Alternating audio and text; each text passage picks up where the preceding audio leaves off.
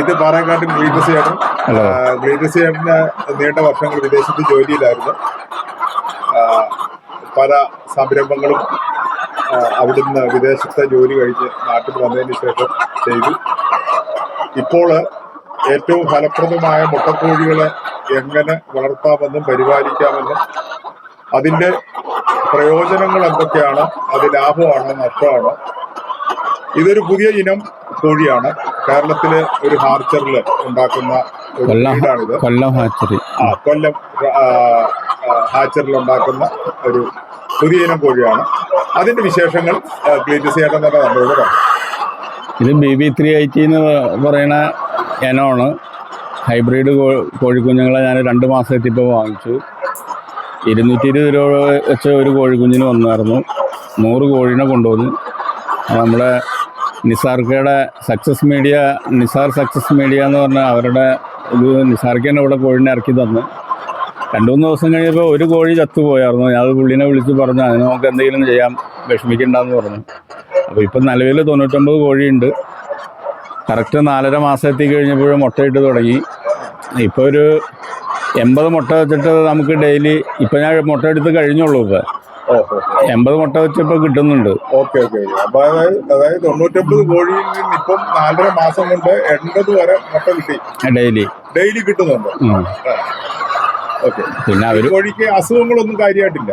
അസുഖം എന്ന് പറഞ്ഞാൽ ഞാൻ എല്ലാ മരുന്നുകളും, അത്യാവശ്യം മരുന്നുകളൊക്കെ മനസ്സിലാക്കി നമ്മൾ സ്റ്റോക്ക് വെക്കുന്നുണ്ട്.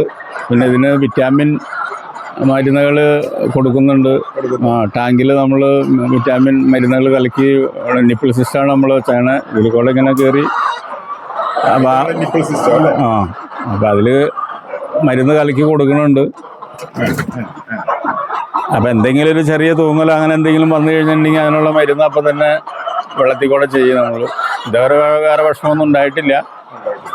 ഇതിപ്പോ ഒരു ഏകദേശം 150 സ്ക്വയർ ഫീറ്റ് ഒരു ഷെഡാണ് അല്ലേ? അതെ, ഒരു 100 കോഴി ഇതിനകത്ത് വീടുള്ളൂ. 150 സ്ക്വയർ ഫീറ്റ് എന്ന് പറയുമ്പോൾ 100 കോഴി ഇടാനുള്ള സൗകര്യം ഉള്ളതാണ് ഞാൻ മനസ്സിലാക്കിയാണ്. 100 കോഴിയെ ഇടാം. അപ്പോൾ അതനുസരിച്ച് നമ്മൾ 100 കോഴിനെ വാങ്ങിച്ചത്. ഇത് മുട്ടയുടെ കാലയളവ് എത്രയായിരിക്കും? എത്ര നാളിത് മുട്ടയിടും? 1.5 വർഷം. അത് കഴിയുമ്പോൾ നമ്മൾ നാടൻ കോഴിയുടെ ഇറച്ചി വിലയ്ക്ക് നമുക്ക് കൊടുക്കാമെന്നാണ് പറയുന്നത്. ഞാനിത് ആദ്യമായിട്ട് ചെയ്തതാണ്.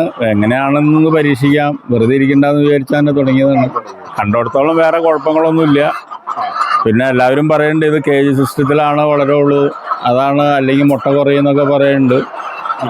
എൻ്റെ അഭിപ്രായത്തിൽ ഇപ്പം ഞാൻ ഈ ഷെഡിലിട്ട് വളർത്തിയിട്ട് പിന്നെ മുട്ടയിടുന്ന സമയം കഴിഞ്ഞ് കഴിയുമ്പോൾ വൈകുന്നേരം ഒരു 3 മണി കഴിഞ്ഞ് കഴിയുമ്പോൾ ഒന്ന് പുറത്തേക്ക് ഫ്രഷ് കയറിന് വേണ്ടി ഒരു ചെറിയ വല കെട്ടി വെച്ചിട്ടുണ്ട്. അത് ഈ കോർണർ മാത്രമേ ഇതിനു വേണ്ടി എടുത്തിട്ടുള്ളൂ. ഈ ഒരു കോർണറാണ് ഒന്ന് ഫ്രഷ് കോഴികളെ ഇടാനായിട്ട്, ഒന്ന് ഫ്രഷ് എയർ കിട്ടാനും ഒക്കെ വേണ്ടിയിട്ട്. കുറച്ച് ഒരു 6 മണി കഴിഞ്ഞ് കഴിയുമ്പോൾ അകത്തേക്ക് കയറ്റും. പിന്നെ 7 മണി തൊട്ട് 10 മണി വരെ ലൈറ്റ് ഇട്ട് കൊടുക്കും. അതെന്തിനാണ് അതിന്റെ ആവശ്യം?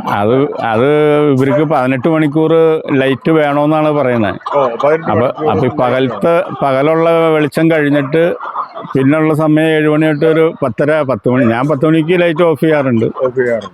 അപ്പൊ അത്ര മണി കണ്ണിലേക്ക് ഇരച്ച് കയറിയാലാണ് അവർക്ക് മുട്ടയിടാനും മറ്റുള്ള ഇതിന് വേണ്ടിയിട്ട് പ്രോസസ്സിംഗ് ആണ്, വളർച്ചയ്ക്ക് വേണ്ടിയിട്ട് വേണമെന്നാണ് പറയുന്നത്. അപ്പൊ അതനുസരിച്ച് ചെയ്യുന്നുണ്ട്. ഇതുവരെ വേറെ കുഴപ്പങ്ങളൊന്നും ഉണ്ടായിട്ടില്ല. ഈ മുട്ട വിപണനം ഇപ്പം എന്നെ സംബന്ധിച്ച് ഇതേവരെ ശരിക്കും പറഞ്ഞാൽ ഇന്ന് ഇട്ടേക്കണ മുട്ടയ്ക്ക് വരെ നാളത്തേക്ക് എനിക്ക് ഓർഡർ ഉണ്ട്. അതെ, അത് കൂടുതലും വീട്ടുകാരാണ് കൊണ്ടുപോകണത്. ഇതിനെക്കുറിച്ച് കാര്യമായിട്ട് അറിയാവുന്ന. പിന്നെ ഇതിന് വേറെ പ്രത്യേകിച്ചാൽ കൊളസ്ട്രോൾ കുറവാണെന്നാണ് പറയപ്പെടുന്നത്. മുട്ടയ്ക്ക് കൊളസ്ട്രോൾ ഇല്ലാന്ന് തന്നെ പറയാം. ഇത് omega-3 എന്ന് പറഞ്ഞ ആ വൈറ്റമിൻസ് എല്ലാം അടങ്ങിയേക്കണം മുട്ട. ബ്രൗൺ മുട്ടയാണ്. ഈ ബ്രീഡിന്റെ പേര് BB380.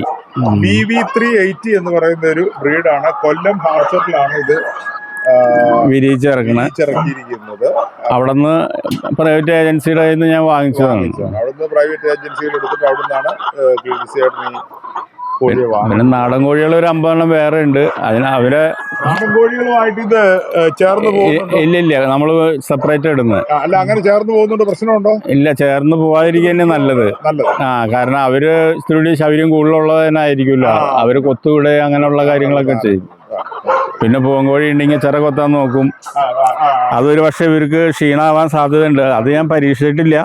കാരണം കൊത്തുമുട്ട കിട്ടണമെന്ന് ആഗ്രഹമുണ്ട്.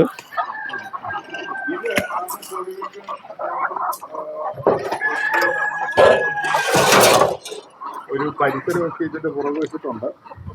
അത്യാവശ്യം കോഴികൾക്ക് ഇറങ്ങി നടക്കാനും ചകഞ്ഞു തിന്നാനും ഒക്കെ പറ്റുന്ന നാടൻ കോഴികളും കൂടെ ഇവിടെ ഉണ്ട്. നാടൻ കോഴികളെയാണ് നമ്മൾ ഇതേമാതിരി ഇത്ര വലിയ സിസ്റ്റത്തിൽ ഇട്ടേക്കുന്നത്. നാടൻ കോഴികൾക്കാണ് ഈ വിശാലമായ ഒരു ഏരിയ ഉള്ളത്. ആ കൂടുതലും കാണിച്ചു. അപ്പം ഇത് നാടൻ കോഴികൾക്ക് വേണ്ടിയുള്ള പ്രത്യേക ഒരു സംവിധാനമാണിത്. കാരണം സാധാരണമായ ഒരു രീതിയിൽ വലിയ പ്രോജക്റ്റ് ഒന്നും അല്ലാത്ത രീതിയിലൊക്കെ പറഞ്ഞിരിക്കുന്നതാണ്. എന്നാൽ തന്നെ അത്യാവശ്യം കാര്യങ്ങളൊക്കെ കോഴിയെ വളർത്തുന്നതിനെ സംബന്ധിച്ച് ഇവിടെ നടന്നു പോകും. 50 കോഴി ഇവിടെ 2-3 കൂടുകളിലായിട്ട് നിലവിലുണ്ട്. അതിൽ കൂടുതൽ കോഴികളെ ഇടാൻ 50 കോഴികൾ നാടൻ കോഴികളും കൂടെ ഉണ്ട് നിലവിൽ. അപ്പൊ ഇങ്ങനെയൊക്കെയാണ് കോഴി വളർത്തലുമായിട്ട് ബന്ധപ്പെട്ട ഇവിടുത്തെ വിശേഷങ്ങൾ. ഈ കോഴിമുട്ട ആവശ്യമുള്ളവർക്ക് ഓൺലൈനിൽ ബന്ധപ്പെടാനുള്ള അവസരമുണ്ട്. കുഞ്ഞുങ്ങളെ വേണമെങ്കിൽ അങ്ങനെയും ബന്ധപ്പെടാവുന്നതാണ്. തീർച്ചയായിട്ടും ബന്ധപ്പെട്ടാൽ അതിന്റെ ആളുകളെ കുഞ്ഞുങ്ങൾ നാടൻ കുഞ്ഞുങ്ങളാണോ കേട്ടോ? മെയിനായിട്ട് നാടൻ കോഴിക്കുഞ്ഞുങ്ങളുണ്ട്. നാടൻ കോഴിയും നാടൻ കോഴിക്കുഞ്ഞുങ്ങളെയും ആവശ്യമുള്ളവര് ഈ ചാനലില് PTC ചേട്ടന്റെ മൊബൈൽ നമ്പർ കൊടുക്കുന്നുണ്ട്. ഇത് അങ്കമാലി തുറവൂരാണ് ഈ സ്ഥലം.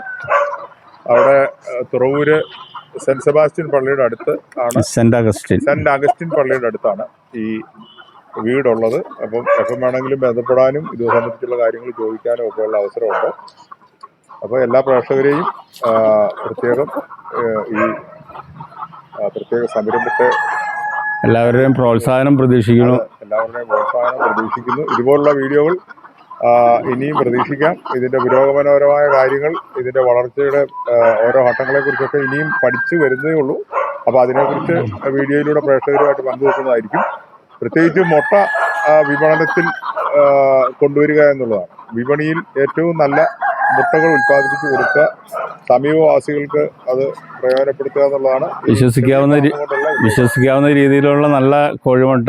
അതെ, വിശ്വസിക്കാവുന്ന രീതിയിലുള്ള കോഴിമുട്ട. അതാണ് ഇന്നത്തെ കാലത്ത് മുഴുവൻ മായമാണല്ലോ. അത് വിശ്വസിക്കാൻ പറ്റുന്ന രീതിയിലുള്ള കോഴിമുട്ടകൾ വിപണനത്തിൽ എത്തിക്കുക എന്നുള്ളതാണ് ഈ ചെറിയ കർഷകന്റെ ഈ ചെറിയ ഉദ്യമത്തിൽ നിന്ന് നമ്മൾ പ്രതീക്ഷിക്കുന്നത്.